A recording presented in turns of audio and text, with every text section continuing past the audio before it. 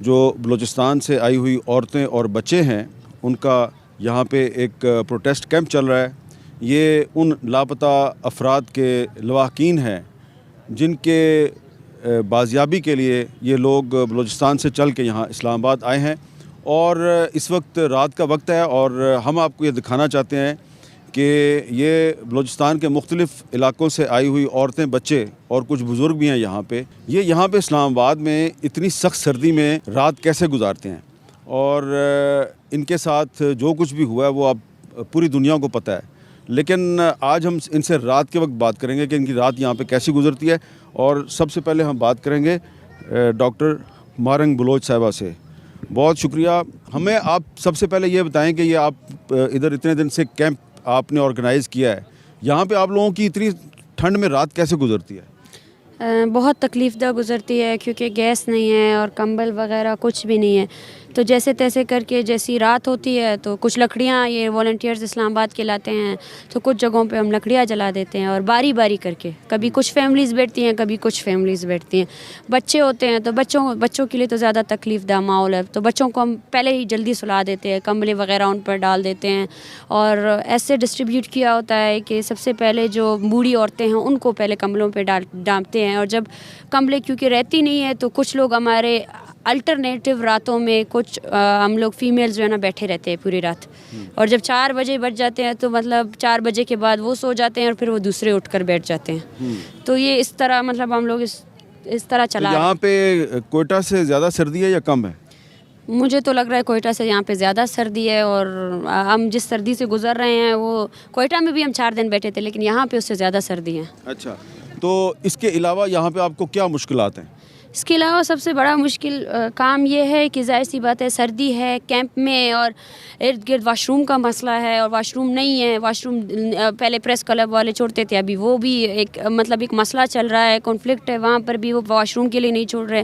چائے وغیرہ اس کا بھی مسئلہ چل رہا ہے اور ایک اسٹریسفل ماحول ہے. اس اسٹریسفل ماحول میں کچھ جرنلسٹس آ کر بدتمیزیاں کرتے ہیں مذاکرات کے نام پر. حکومتی ذمہ داران جو ہے سابقہ حکومتی ذمہ داران وہ بدتمیزیاں کرتے ہیں، قرآن لاتے ہیں، اس سے وہ ایک مسلسل اسٹریسفل ماحول پیدا ہو رہی ہے. اچھا، اب ایک سوال پیدا ہوتا ہے کہ یہ تقریباً 100 سے زیادہ مسنگ پرسنس کی فیملیز ہیں. جی ہاں، یہاں پہ ابھی اسلام آباد میں 100 سے زائد مسنگ پرسنس کی فیملیز. اس میں عورتیں، بچے، بوڑھے سب مجھے نظر آ رہے ہیں یہاں پہ. تو وہ لوگ جو آپ کو یہ کہتے ہیں کہ آپ کا کوئی ایجنڈا ہے، تو وہ ایجنڈا جو ہے وہ یہ سردی میں ہی پورا کرنا ضروری ہے؟ نہیں، دیکھیں سردی ہو یا گرمی ہو تکلیف تو تکلیف ہے، ٹھیک ہے نا.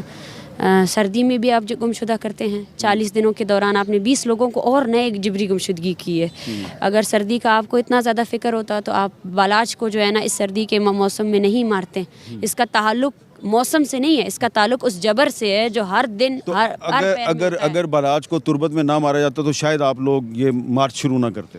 دیکھیے وہ تو ایک اگنیشن تھی، یہ شاید کی بات نہیں ہے، یہ تو چل رہے ہیں. یہ ایسی فیملیز ہے جو مسلسل بار اسلام آباد میں بھی آئے ہیں، جنہوں نے کوئٹہ میں بھی دھرنا دیا ہے. یہ جبری گمشدگی کے خلاف اور ایکسٹرا جوڈیشل کلنگز کے خلاف ایک تحریک ہے.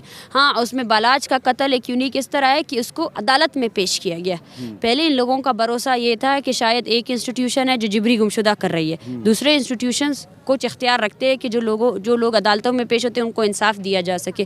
لیکن اب وہ جو ایک انسٹیٹیوشن شاید جوڈیشری تھی جس پر ان کا بھروسہ تھا، جوڈیشری میں عدالت میں بالاچ کو پیش کیا گیا لیکن آفٹر 2 days اس کی میوٹیلیٹڈ باڈی ملی.